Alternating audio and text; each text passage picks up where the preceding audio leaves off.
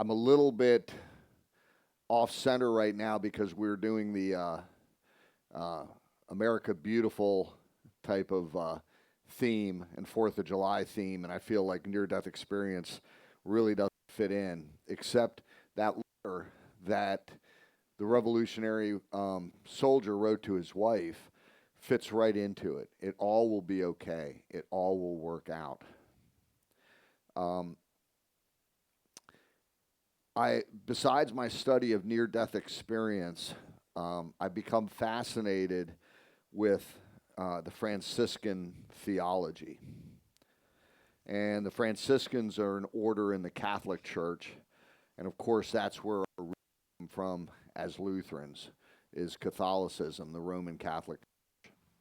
But the Franciscans believe that in the Trinity, that Jesus, the Christ, that the Christ is all of creation, and Jesus was a man at a point in history incarnate with God in him that walked on the earth with us. But that everything you see, ourselves, our pets, our animals, our farm animals, our trees, everything is the Christ.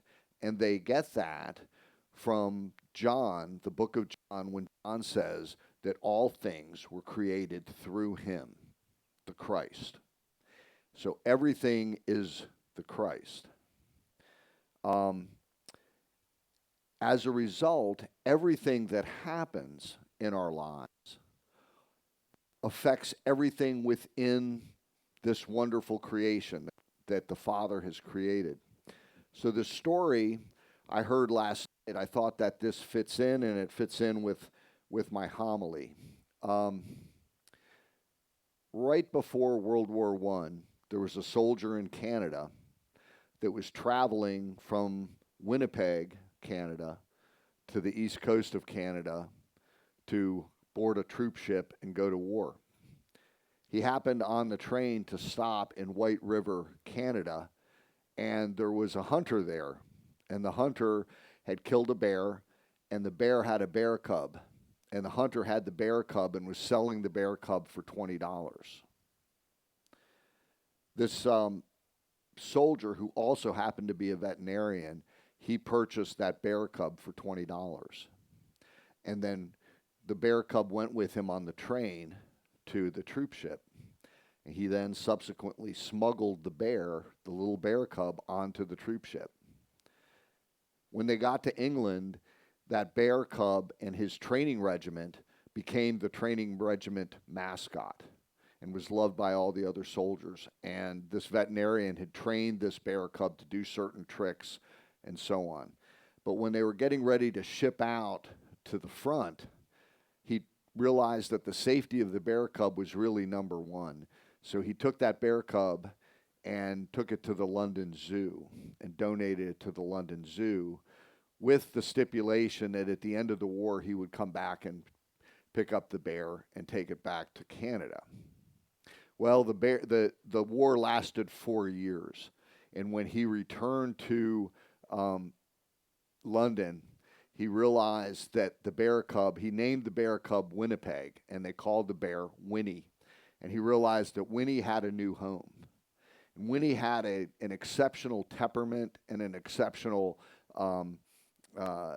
she was very, very calm, very kind for a bear, not aggressive at all. And the zookeepers continued teaching it tricks, and the temperament was so good that they allowed children to actually come into the enclosure with the bear. And the bear was very gentle and everything with the children. Well, one of the children that fell in love with Winnie was a boy named Christopher Robin. And Christopher Robin's father, A. Milne, started to write children's stories about Winnie and Christopher Robin, hence Winnie the Pooh. The fascinating thing to me about this story is the ripple effect of the little acts of kindness that occurred in Winnie's life. A hunter who we immediately look at and say, well, he killed his mother.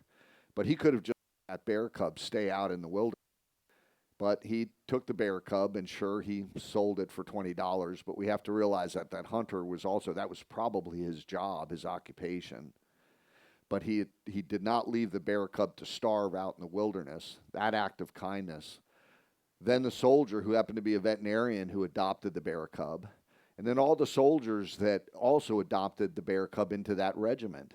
And then the zookeepers, all the way up until A.A. Milne writing the Winnie the Pooh stories that I would dare say probably have affected every one of us here.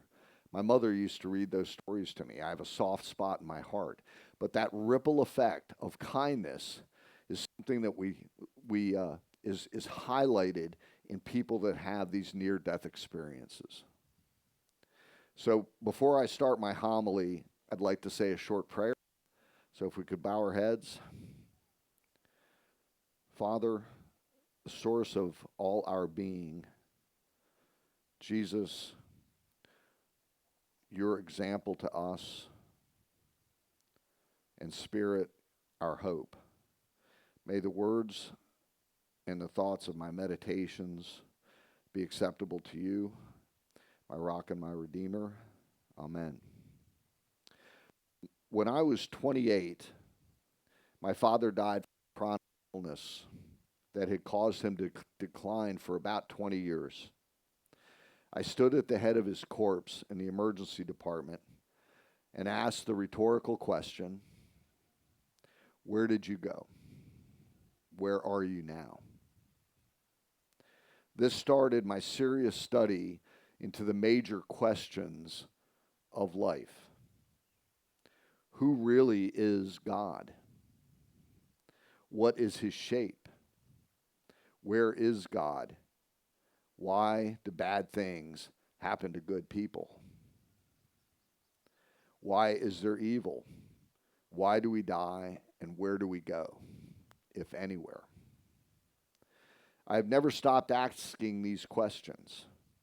And now, 7 months after losing my beautiful wife, Becky, to a chronic illness that lasted for 20 years, I am still asking. But I can say confidently that I am much farther along than I was 38 years ago. Do I have the answers to the great questions of existence, of life itself? No. Those questions are and will always be part of the great mystery, part of the mystery of our faith. However, what I have found is a strong and sound congruence between information provided by science, ongoing studies by top scientists and universities, the beliefs which we hold as Christians, and the theological tenets and writings of theologians from the early church up until the modern era. For about 20 years, I taught a senior high school class, and I told the students, everything you have been told, everything you have been taught is true, except perhaps the way you have imagined it. What I hope to do this morning is give you a brief overview of what I mean by that statement. Hopefully in the future, with your invitation, I can expand on the information I have found, which will give a strong foundation, hopefully joining science and religion where we least expect it. Saint Bonaventure, born around 1221 in Italy, was a friend and a colleague of St. Thomas Aquinas and a doctor of the church like Aquinas. He was one of the first intellectuals of the Franciscan order. Bonaventure wrote, all things emanate from God, all things exemplify God, and all things return to God. I would like you to remember his words as I give examples of the congruence between science and our shared faith. How many of us recall in Sunday school or in confirmation when we were taught that we believe in a triune God, the Father, the Son, and the Spirit. Not three gods, yet three persons in one God. Perhaps we thought, scratching our heads and struggling to make sense of this strange concept, perhaps our doubts began right there. Why can't it just be like all the other world religions and believe in one supreme God? So much simpler. And truly, if we are honest with ourselves, we still imagine God as a gray-bearded man sitting in a throne somewhere up there. Yet St. Thomas of Aquinas in the 1200s wrote that God is no thing. God is nothing. God is no thing in competition with beings of his creation. God is the act of being. No one told us that the basic building block of all creation, all matter and energy, exemplifies God. As Father Richard Rohr, a Franciscan priest, writes in his book, The Divine Dance, isn't it telling and more than interesting that the basic building block of our entire physical universe is what we call the atom? And the atom is most simply understood as the orbiting structure of three particles, a proton, a neutron, and the electron, that is spinning around the nucleus of the proton and the neutron. Yet, this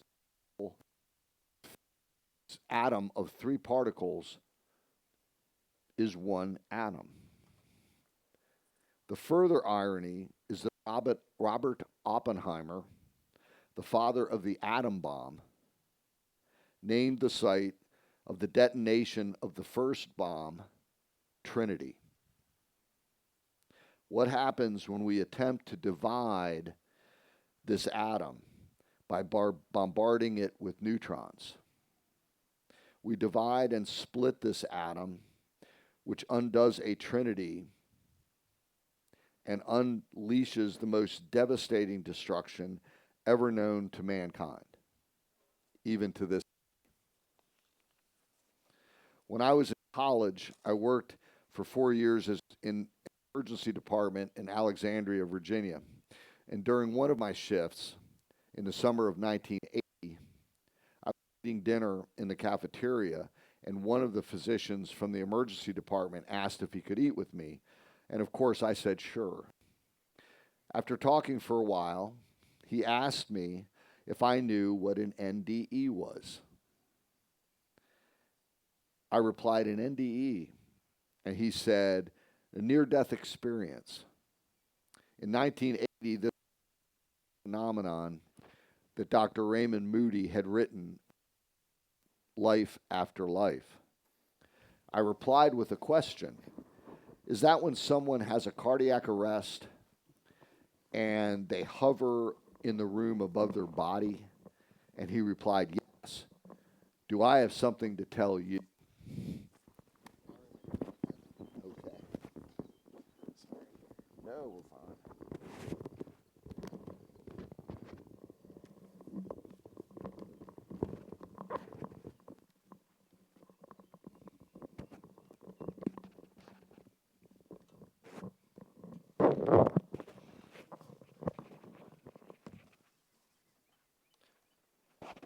Okay, are we back? All right, there we go. I think somebody's trying to divide the atom here. He went on to tell me about an experience that had happened to his best friend and roommate while he was doing his medical residency. He said his roommate was a surgical resident, and they were doing an operation. And as they were doing the operation, the patient had an arrest, a cardiac arrest. They successfully resuscitated the patient. About a week later, his friend and roommate was doing his rounds in the intensive care unit, and he started to talk to this patient who had survived. And the patient started to tell him how he left his body. He hovered in the corner of the OR suite and could see everything that was going on. He had some information that he could not have known. He knew who was going in the OR, who was coming out of the OR.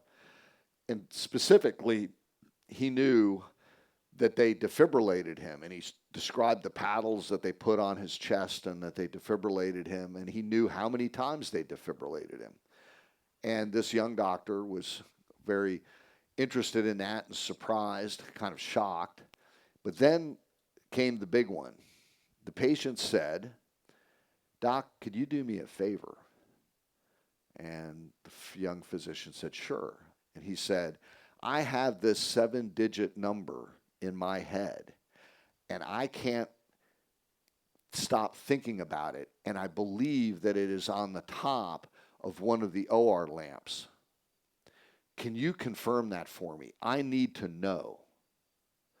So the young physician wrote the numbers down, and then he went to the physician that I was speaking with, and he said, "Hey, want to go look?" So he said the ORs were closed that evening. They got a ladder. They went into the OR. They climbed up, and guess what?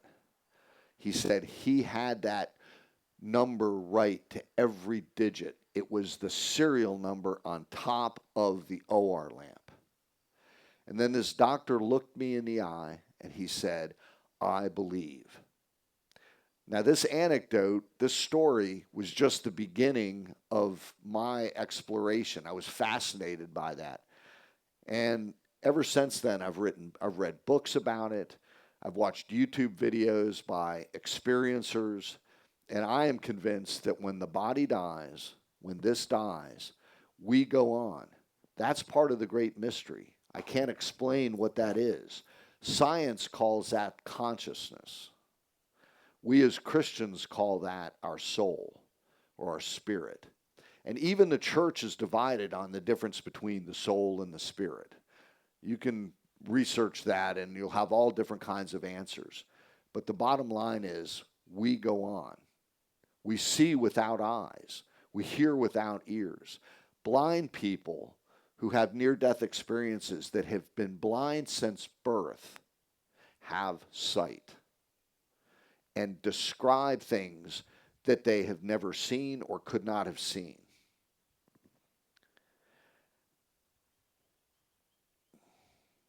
Although this cannot be considered mainstream at this point in time, it has given rise to the University of Virginia Division of Perceptual Studies, an academic research organization studying near-death experience. From UVA, the organization IANS, the International Association of Near-Death Studies,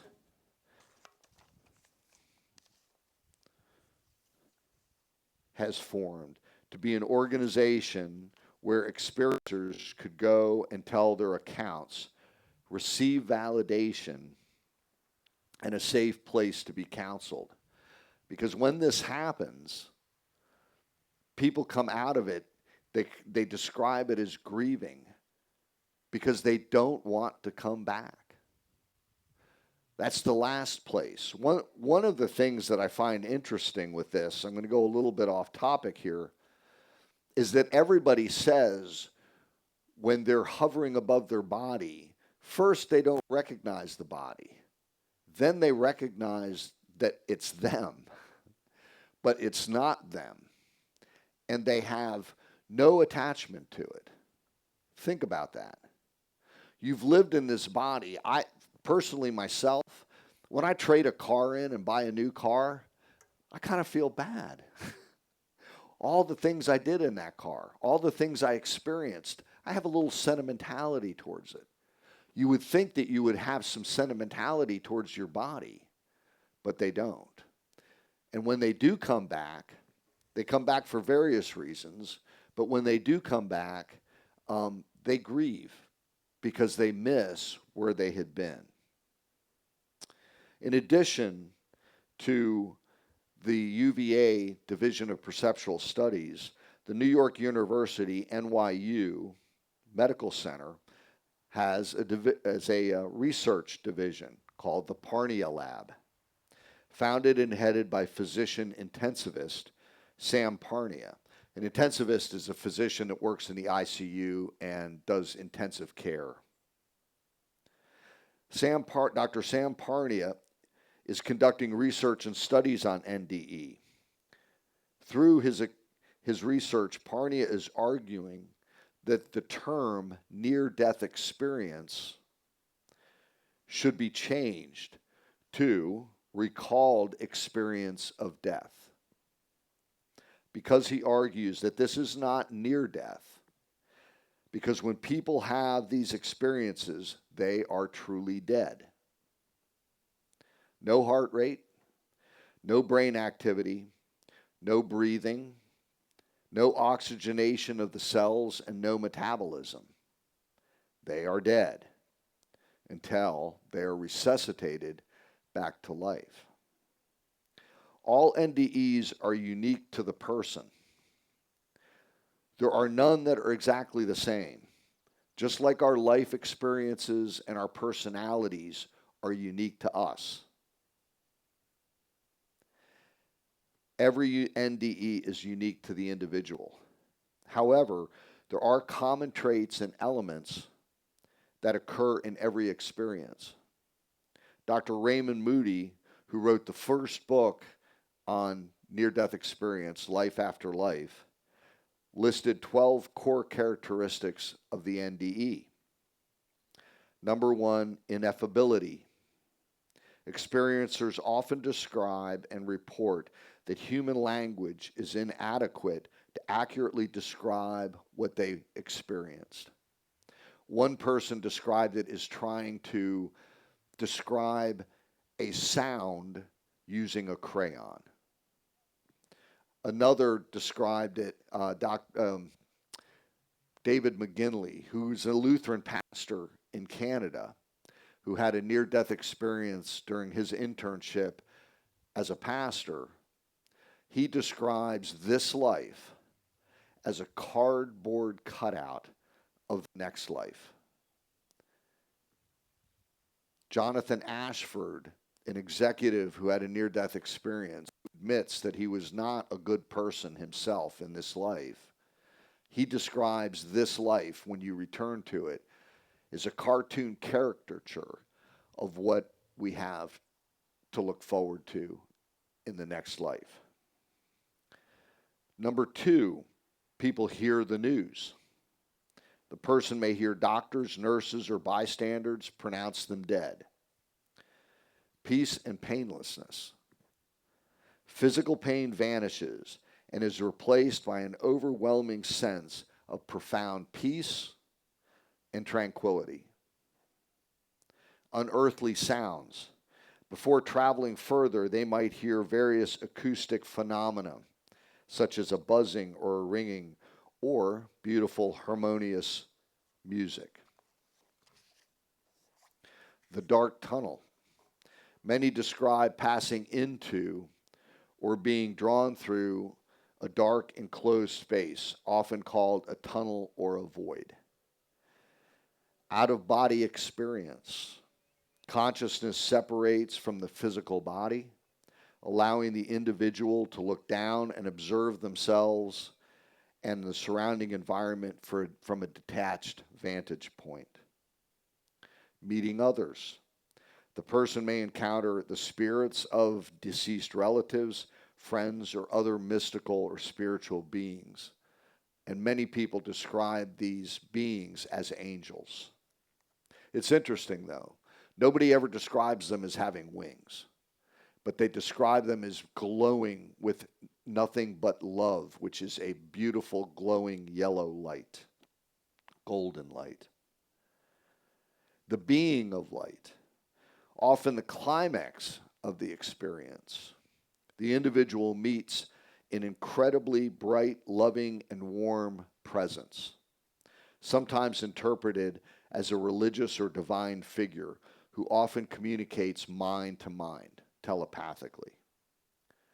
The life review. The being of light may present the experiencer with a panoramic, three-dimensional playback of their entire life, allowing them to feel the emotional impact their actions had on others. Jonathan Ashford, the executive that had the near-death experience, who admits that he was not really a good person, says that you see every part of your life that you are not really proud of, every confrontation that you have had, and the ripple effects that that had in the person who you confronted, how that rippled through their life. He said it's like having an argument in a parking lot with another person, and you first see your perspective and what you said to that person, and then you see it from the receiving end, the person and exactly how they felt when you were saying these things to them, and you feel their pain. And then you see it from a third person point of view, from the asphalt in the parking lot, the paint on the parking lot, the painted lines, the lamppost in the parking lot. And from the third party point of view, you wonder and are ashamed at these two people that are spitting hate at each other. Now, people also say that as they are feeling ashamed and terrible about what has happened, they're also being washed. Think of baptism. They're being washed with this loving, unconditional love that they've never felt before in their life. They also see good things that they've done and the ripple effect of the good things that they did in their life and how those things went on throughout eternity, affecting person after person after person. Think of the veterinarian that adopted Winnie. Then they're confronted with a boundary or a border. The individual reaches a geographical limit, a body of water, a door, or a distinct point of no return. And they know if they go past that, they'll never come back. The decision to return. At this boundary, they realize they must go back to their earth life. Sometimes because they are sent back, and there have been many that have protested,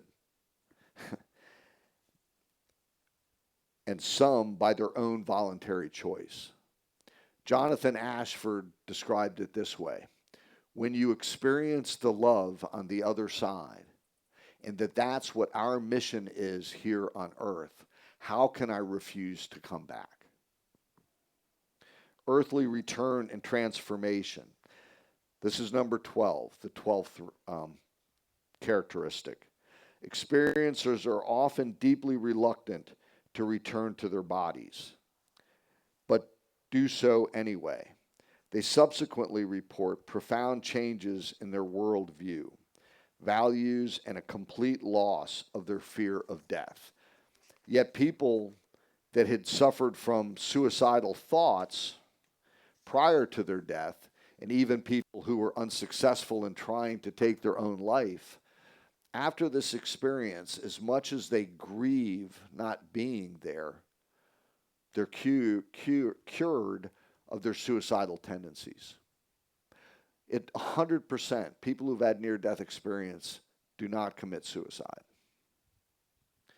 I will tell you that my personal belief is that the Apostle Paul on the Damascus Road, when he was struck down and met Jesus, that experience was an NDE. The primary reason I believe that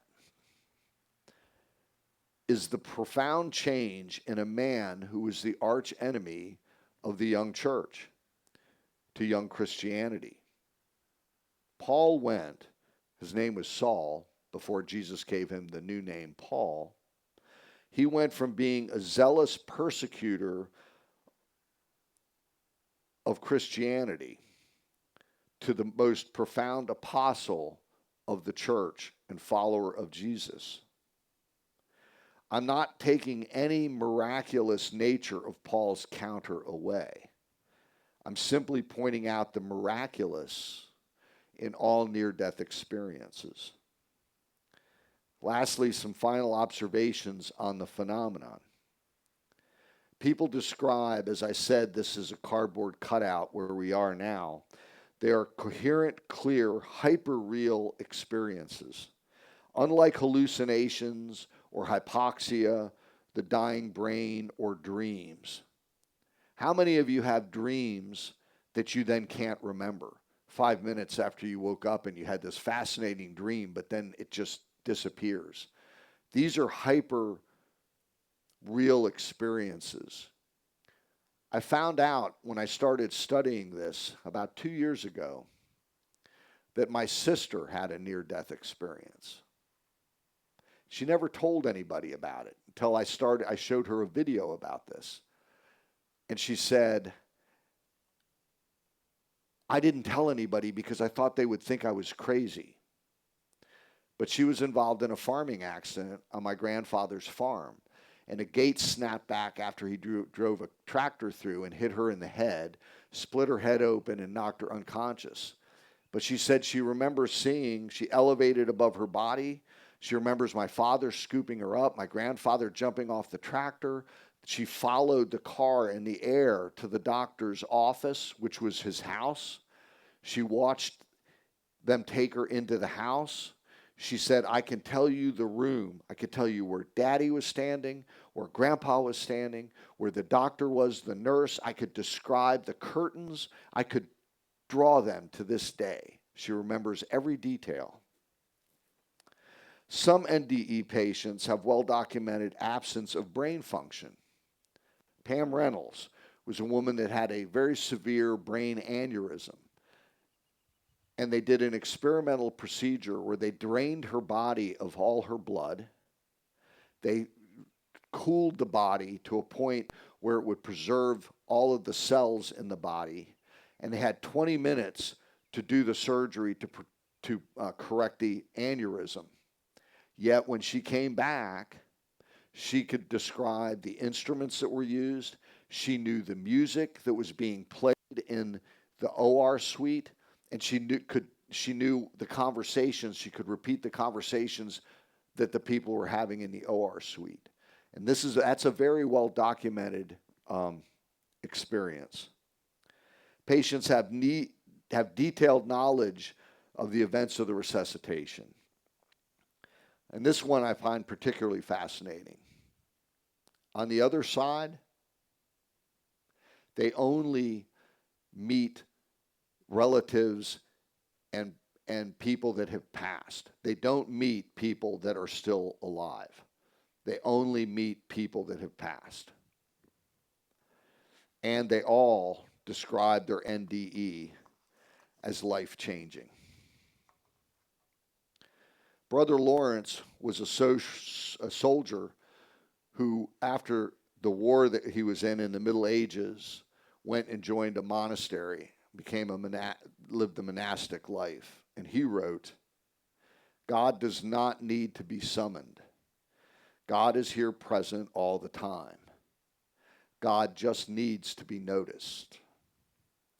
We have two sides of our brain, the right hemisphere and the left hemisphere.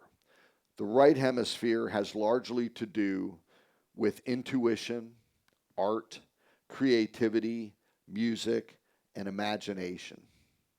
The left hemisphere is what we use to categorize, measure, weigh, and make logical decisions.